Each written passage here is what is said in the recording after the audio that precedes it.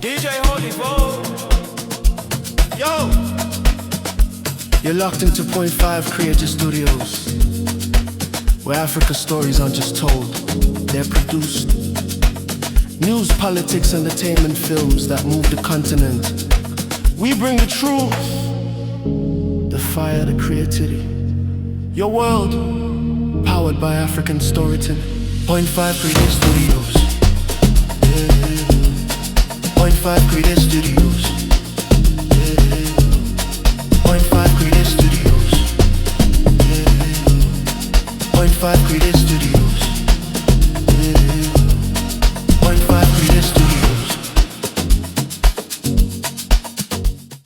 Holy risei naro basa sickness cut ndimuri kutirwira nyika yedu nemabroadcast enyu, rambai makashinga vakomana, rambai makashinga. Yeah, I've been just absorbed in discussions dziri kunzwa paplatform pako dzakasiyana siyana. Yeah, kune uya ambotaura zvekuti not everybody anouya paplatform pako they are on our side yokuti toda kuti nyika isununguke. Vamwe dzinenge dzichitova vanhu vokwa ZANU PF vanouya vachipretenda ichokwadi ichocho, because vamwe vacho comments dzavo unoshaya kuti vari papi, unoshaya kuti vari papi. Comment yamekwana nkina nabhudhi vati vanonzi Titi Tota. Titi Tota. Yeah, I totally agree with him kuti murume uyu anonzi Nyamakanga angari munhu claiming to be a man of God. How suddenly after all those events yekuti akambosungwa akambopopotera ZANU PF yewe chichi nasamuka kuti the only way is ZANU PF. Nasa kutaura how we need to support our president. Iye Nyamakanga wachi akuda kukanga chimanje. Saka hasi munhu kutotrusta kuti unomtrusta. Iye atochinja ningi vision rake is just like that overnight. Iye anonzi bishop. What is bishop? Zvinorevei ubishop? Paakanga aiswa ubishop hwacho ndiani akamisa ubishop? Munhu anochinja. If he's a real man of God, anonatsonzwisisa masafiro anoita vanhu muZimbabwe over the years. Nyika yedu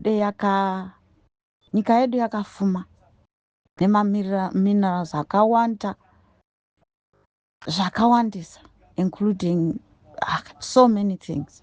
Handiti, but zviri kudzvanyirirwa nevanhu vanokara. Kubva naye Mugabe wacho wakamboita mbiri. But then he became also obsessed noumbiri hwohwo. Akutoonekwa kunge mambo enyika dzese dzeAfrica because hanga dzinga varungu. And madzingirwe acho anotorwadza futi. Anyway, going back to Nyamakanga business. Murume uyu ati disappointa zvisingaiti. Pandakanzwa achitaura zvekuti kupupuma mate pamasaidhi emuromo wake papapapapa achitaura zvemahara zvekuti ngatibatane, hapakuna kwatinoenda kana tichingorwisana, ngatichingobatana tisapoti ZANU PF iye tifere kusvika tese tafa ZANU PF ichingoti suppressa.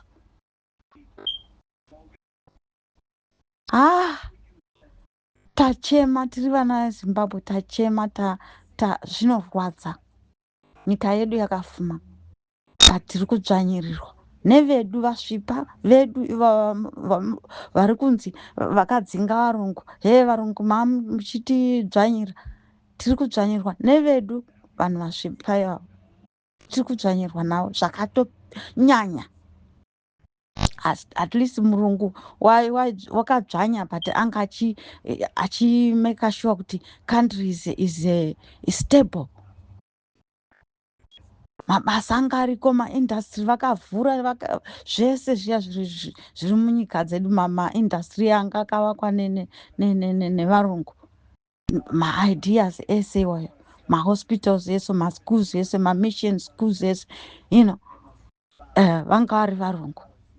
Roads ese to connect from A to Z, so that when business you want to transport your goods from A to Z, roads aripo. Varungu vanga vakazvigadzira zvese izvozvo, but vari kungonzi takadzvanyirirwa, takatorerwa nyika, takatorerwa minda, minda yacho vaiita irrigation. Zimbabwe was a fruit basket of Africa. Kwakusina nzara, even kune drought, varungu vaimeka sure kuti chikafu grain marketing board akazara, vachiirrigata, masystem ese aripo. Zimbabwe iri fruit basket for Africa. Varinga vari varungu ivo vari kunzi vaiva vadzvanyiriri vedu, vakanga toda minda yedu. Minda yacho yavakatora yakapiwa vanhu vese here veZimbabwe? Aiwa, inongori kunaivo vadzvanyiriri vatema vedu ivavo. Zvinorwadza kani, zvinorwadza. Mukuru uyu Mugabe wacho haana kufikisa zvinhu zvakanaka, akangoita mbiri achangotora nyika, but then ndobva azongotanga kutokarawo futi mari dzacho nekoko kuzopusha varungu ngavabve, ngatitore minda dzedu, masipurazi ese akatorwa. Munondiudzawo ndiudzewo nai Holly, DJ Holly, kuti vanhu vanogara overseas, let's say vanga vatengawo zvimaproperty zvavo kana kuti vabuildawo dzimba dzavo, suddenly wonzi iwe hausi wemunhu, wotorerwa imba yako yawakazvivakira, zimusha rako rawakazvivakira, kana kuti wodzingirirwa nematsotsi eZANU-PF. Indai munoponda. Varungu vamwe vakazotiza achisiya ningi maproperties avo achitorwa, achiitwa take over nemazivano eZANU-PF iwaya, vachizibudai whatever, torerwa minda iyoyo. What is that? When they could have just sat down, negotiate kuti minda dzomunadzo imi varungu imi, ngadzisheyiwe zviri fairness, zvekuti motipawo dzimwe tichipawo vamwe vanhu vemuZimbabwe vasvipa. Handiti zvoshewa seizvozvo. Dzimba dzenyu dzamakavaka, garai mudzimba dzenyu, pane kuvadzingirira, kuvashushurudza. Vamwe vakapondwa, vamwe vakaurawa, vamwe zvinhu zvakarwadza. The whole world watched it. And nhasi Mnangagwa uri kutaura pachiti vaida Zimbabwe, they didn't go anywhere. Those who left Zimbabwe, their properties should have taken and whatever, and even compensating. So imagine you uri abroad, and then wanga watengawo imba yako kana kuti wanga wakisawo imba yako, then wotorerwa zvese, uchiunzwa unzi hausi wemunhu. Kana ndimi tiri vana veZimbabwe, kwauriwo nedzimwe nyika dzonenge uri, woitiswa sei zvezvo? Unonzwa sei? Kudzvanyirirwa kwacho kwanyanya. Ndokwatiri kutarisa kuti murume uyu anonzi Nyamakanga, munhu anga achikilema kuti munhu waMwari, saka kuti unodawo kujoinira ningi ZANU-PF kunopricha kune vanhu veZANU-PF achipricha chinyi, achizopricha chinyi futi kuvanhu.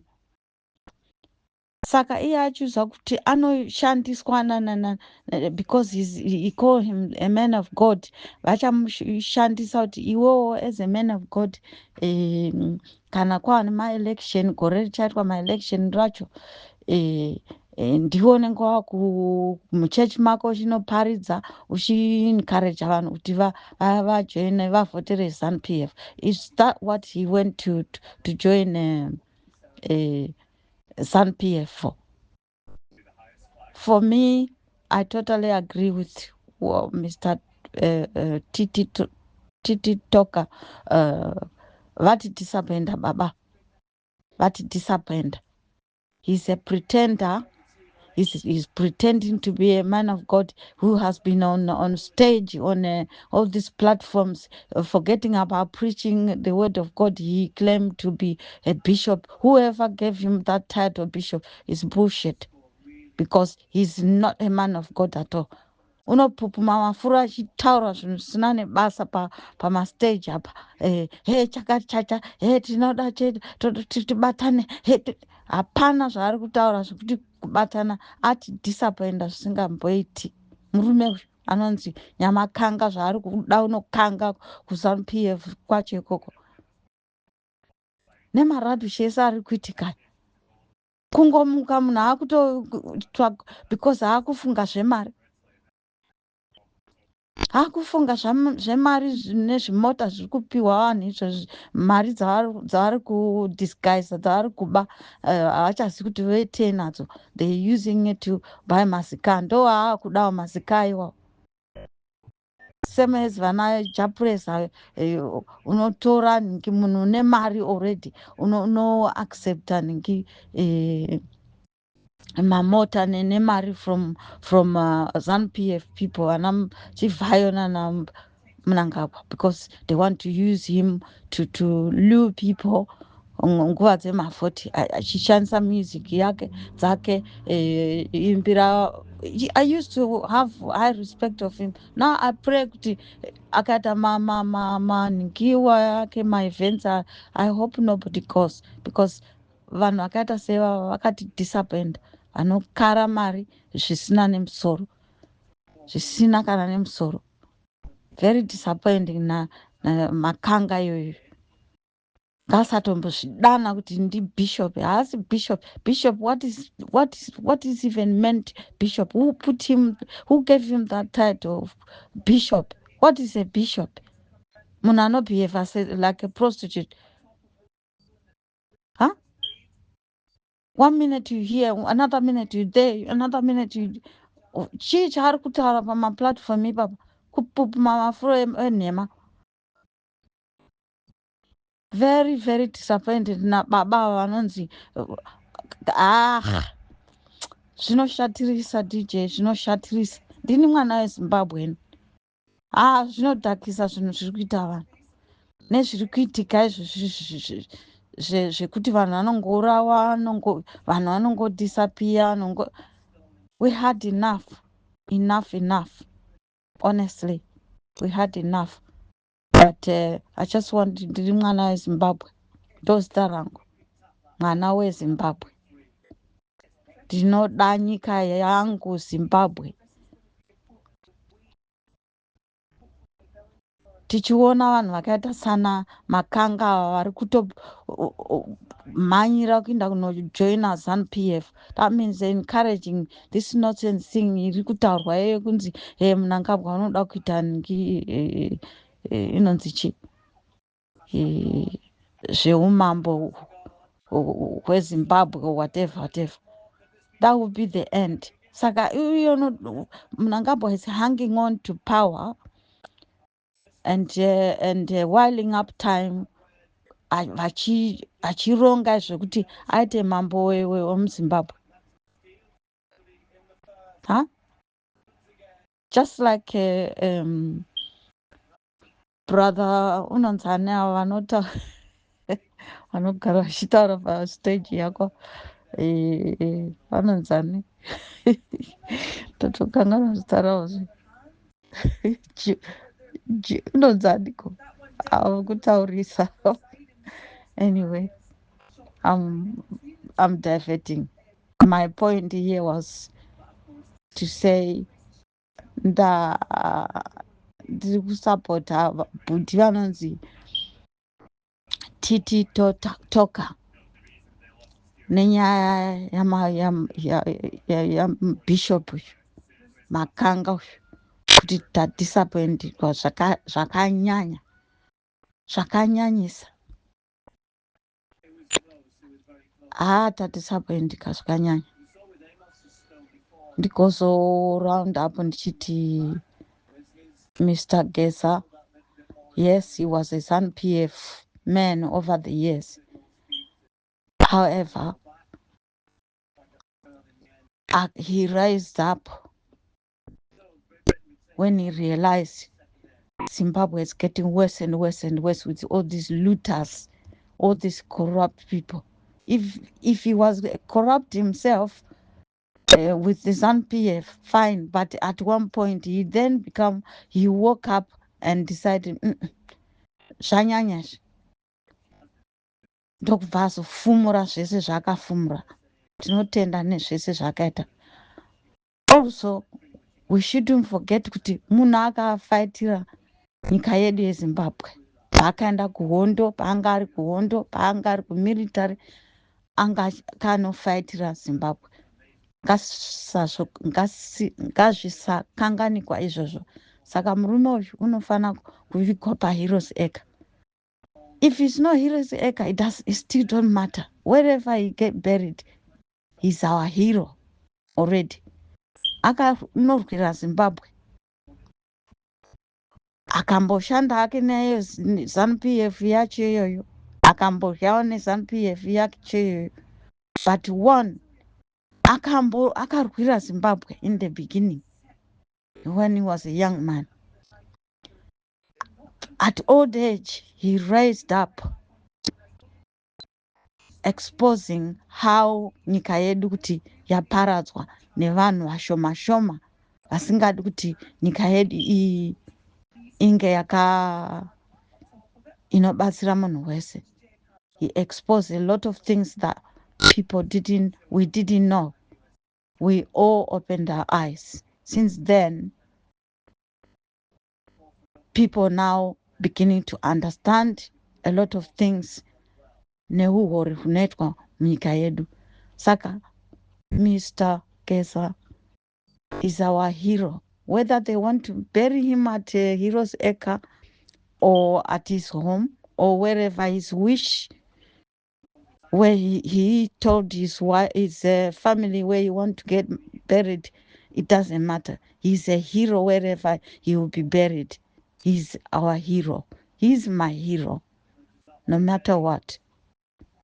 Even he's a hero more than Vana Mugabe, to be honest. Zvinhu zvakaitwa na Gesa. He's a big hero. A man of courage.